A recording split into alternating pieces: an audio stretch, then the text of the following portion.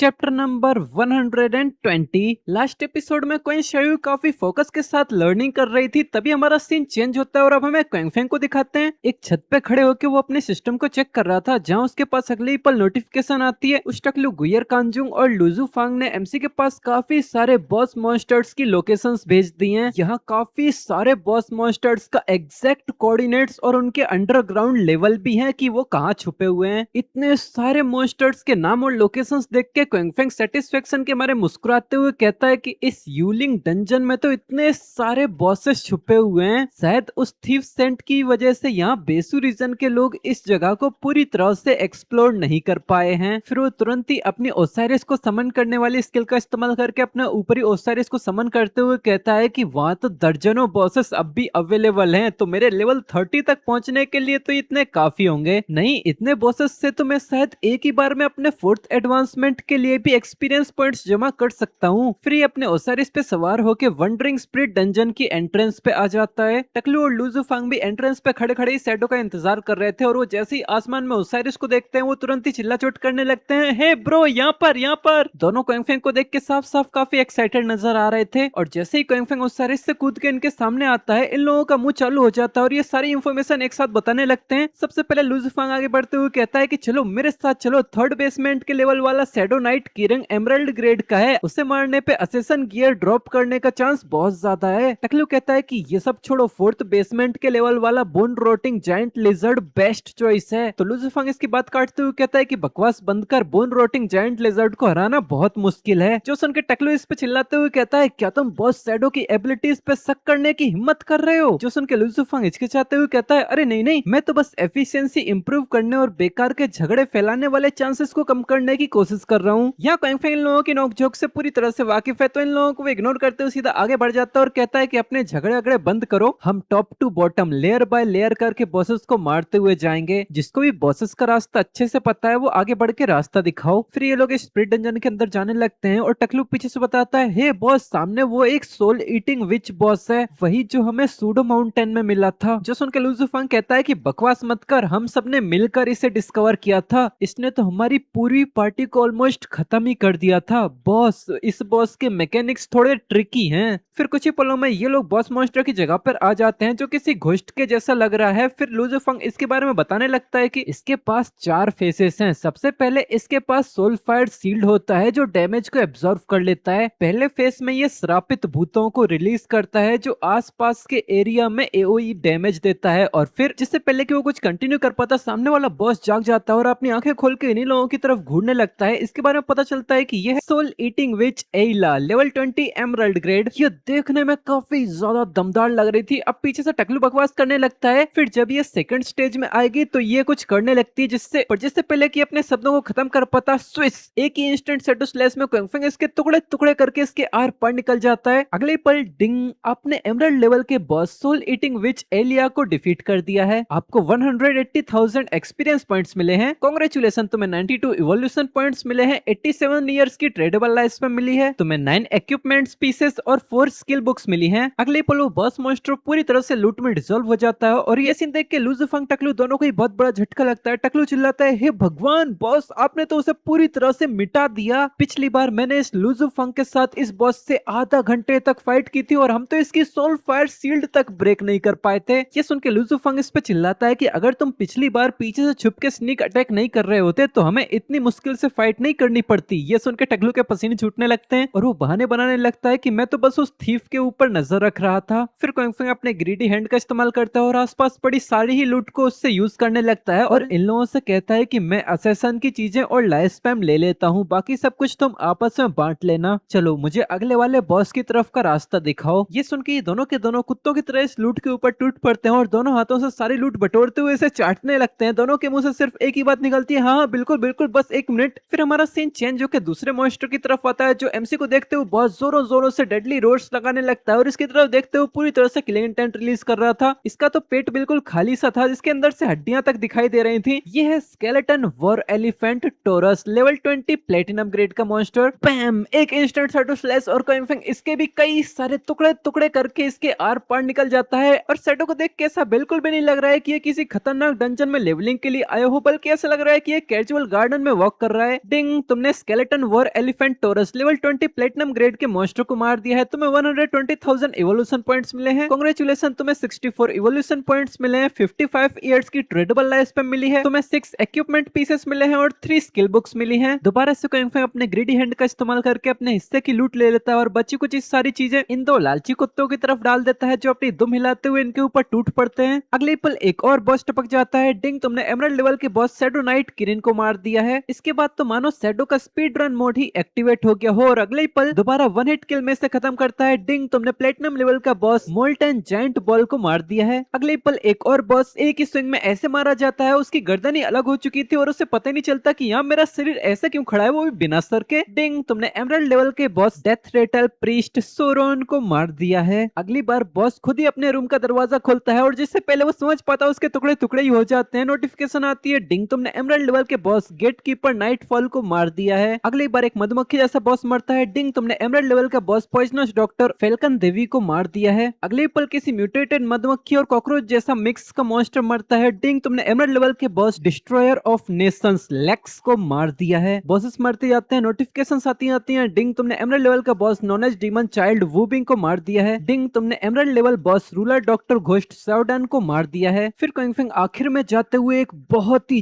जायगेंटिक Python humanoid skeleton जैसा beast, कुछ तो म्यूटेटेड है, उसको मारता है। डिंग, तुमने एमरल्ड लेवल के boss feline son of the skeleton king को मार दिया है। तुम्हें 170,000 एक्सपीरियंस पॉइंट्स मिले हैं। कांग्रेचुलेशन, 88 इवोल्यूशन पॉइंट्स मिले हैं। तुम्हें 83 इयर्स की ट्रेडेबल लाइफ स्पैन मिली है। 8 इक्विपमेंट्स के पीसेस मिले हैं और 3 स्किल बुक्स मिली हैं। यहाँ क्विंग फैंग बॉसेस को काटते काटते पागल हो चुका है। वो अभी अपनी पावर्स को रिलीज करते हुए भागते ही जा रहा था, तभी उसके पास नोटिफिकेशन आती है, कांग्रेचुलेशन, तुम लेवल 30 पर पहुंच चुके हो। ये देख के क्विंग फैंग होश में आता है और सोचता है, हाँ, मैं इतनी जल्दी लेवल 30 पर पहुंच गया। ये देख के वो एक गहरी सांस भरते हुए रुकता है। पीछे वो स्केलेटन किंग का बच्चा पूरी तरह से लाइट स्पैम में कन्वर्ट होकर लूट में बदल चुका था। क्विंग फैंग यहाँ मनी मन सोच रहा था कि मुझे अपनी करियर एडवांसमेंट को 4th लेवल पर एडवांस कराने के लिए 400,000 और एक्सपीरियंस पॉइंट्स चाहिए। बस 3 और बॉसेस मारने के बाद ये काफी होगा। फिर क्विंग फैंग चारों तरफ अपनी नजरें दौड़ाता है और सामने कुछ देख के काफी हैरान हो जाता है। हमें पता चलता है कि वो अपने सिस्टम के मैप के अंदर कुछ चेक कर रहा था। वो कहता है, हाँ, ये क्या हुआ? क्या ये लास्ट वाला है? क्या कोई और बॉस है ही नहीं अब यहाँ पर? पीछे से लुजुफांग और टकलू ऑलरेडी एमसी का स्पीड रन देख के पक चुके थे और अब जब वो लोग एमसी की ये बात सुनते हैं तो उनकी तो पूरी बोलती हो जाती है। क्या तुम्हें बॉस खत्म होने पर डिसअपॉइंटमेंट हो रही है? क्या कोई इंसान ऐसा कह सकता है? फिर दोनों खुद को होश में लाते हैं और एकदम से क्विंग फैंग की तरफ देखते हुए चिल्लाते हैं कि बॉस, हम इन बॉसेस को ढूंढते हुए कई दिन से घूम रहे थे। टकलू तो ये देख के काफी ज्यादा शॉक हो जाता है और चिल्लाता है कि मुझे तो अब भी यकीन नहीं हो रहा कि आपने सिर्फ एक ही घंटे में सबको मार दिया। दोनों पसीने में पानी पानी हो रखे थे। लुजुफांग चिल्लाता है कि तुमने स्पिरिट डंजन की पहले 4 फ्लोर के सारे बॉसेस को मार दिया, लेकिन यहाँ 5th फ्लोर पर शायद एक और बॉस होना चाहिए, लेकिन हम चाहें जितना भी कोशिश कर लें 5वीं फ्लोर का दरवाजा हम खोल ही नहीं पा रहे हैं। ये सुन के क्विंग फैंग हैरान हो जाता है और एकदम से इनकी तरफ घूरते हुए कहता है, क्या तुम खोल ही नहीं पा रहे हो? ये देख के अब एमसी को थोड़ा इंटरेस्ट आने लगता है। फिर वो इन लोगों से कहता है कि चलो रास्ता दिखाओ। फिर अब तीनों के तीनों एक कॉरिडोर के अंदर से निकलने लगते हैं। क्विंग फैंग कहता है कि चलो देखते हैं कि आखिर वहाँ चल क्या रहा है। वो टकलू कहता है कि ठीक है, तो इस तरफ आ जाओ, वो यहाँ से थोड़ा ही आगे है। फिर हमारा सीन चेंज होता है और अब हमें एक ओमिनस प्लेस को दिखाते हैं जहाँ पर चारों तरफ अंधेरा और डार्क ओमिनस और चारों तरफ से बाहर आ रहा था। सामने एक काफी ज्यादा जायंट दरवाजा है जो खुला हुआ नजर आ रहा है, जिसके अंदर से काफी ज्यादा डार्क एनर्जी निकल रही है। अब हमें दूसरी तरफ दिखाते हैं जहाँ पर क्विंग फैंग और उसके साथी भी यहाँ आ चुके हैं। लुजुफेंग कहता है, हाँ, ये दरवाजा खुला हुआ कैसा लग रहा है? टकलू बताता है कि पिछली बार जब हम आए थे तो हमने सब कुछ ट्राई कर लिया था, लेकिन हम इस दरवाजे को खोल ही नहीं पाए थे। पर क्विंग फैंग इससे हल्का भी सरप्राइज नजर नहीं आ रहा था। वो बस सामने देखते हुए इन्हें बताता है कि लगता है कि 5th फ्लोर का रास्ता तभी खुलेगा जब वंडरिंग स्पिरिट डंजन के सारे ही बॉसेस क्लियर कर दिए जाएंगे। लुजुफेंग कहता है, ओ, तो अब समझ आया। टकलू कहता है कि अंदर जरूर कोई पावरफुल बॉस होगा।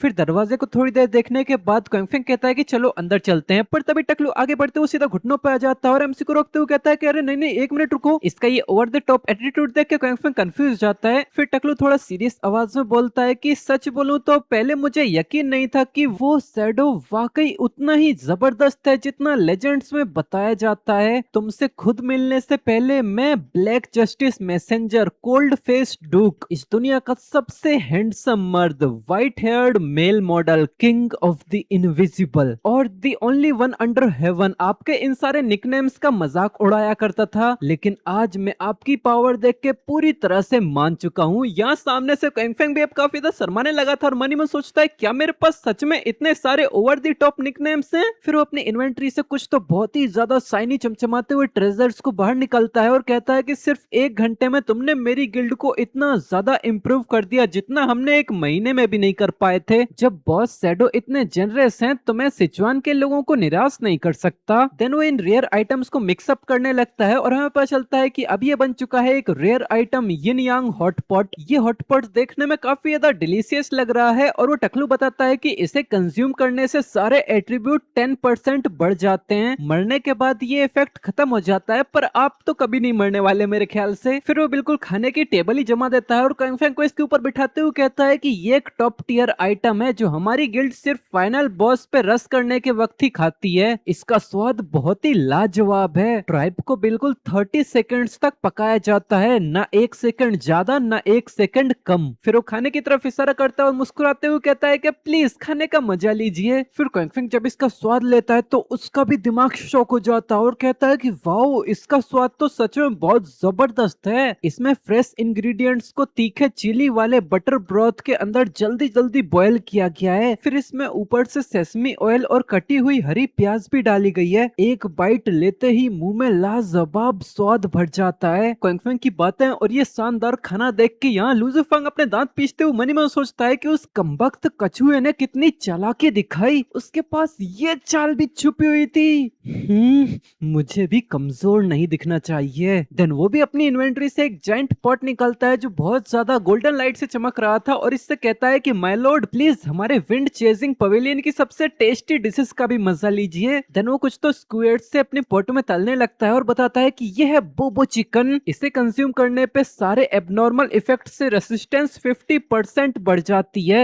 इससे डेथ का इफेक्ट भी हट जाता है। भले ही इसके नाम में चिकन है लेकिन एक्चुअली इसके अंदर countless delicious land and seas के इंग्रेडिएंट्स मिले होते हैं। अब ये सब डिलीशियस डिशेस देख के तो क्वेंग फेंग की भी भूख बढ़ जाती है। वो अब भी अपना मास्क उतारे बिना ही ये सारा डिलीशियस फूड खाने लगता है और कहता है ओ, ये बोबो चिकन भी बहुत शानदार है, सुन्न कर देने वाली, तीखी, फ्रेश और खुशबूदार। इनका स्वाद तो इतना शानदार है कि मुंह से बताना भी मुश्किल है। Broccoli, seaweed, luncheon meat, quail egg, beef, fish, मैं तो इसमें श्रिम्प भी खा रहा हूँ। ये सुन के दोनों के बीच में दोबारा से फाइट शुरू हो जाती। लुजू फेंग चिल्लाता है बॉस को मेरे बोबो चिकन ज्यादा पसंद आए। टकलू चिल्लाता है बकवास, बॉस को तो साफ साफ मेरा यिन यांग हॉटपॉट ज्यादा पसंद आया है। पर क्वेंग फेंग लोगों के झगड़े को इग्नोर करते हुए बड़े ही शांत आवाज में कहता है क्या तुम लोगों को थोड़ा चाहिए। ये सुन के ये दोनों ही करते हुए अलग अलग हो जाते हैं, फिर भी एक दूसरे को टोंट मारते हुए कहते हैं क्या बकवास है, ये तो हमारे स्क्वायर्स के सामने कुछ भी नहीं है। लुजू फेंग कहता है कि जैसे कि तुम्हारा हॉटपॉट तो काफी कमाल है, इतना ज्यादा ऑयल, इतना ज्यादा नमक, इतनी सारी मिर्ची,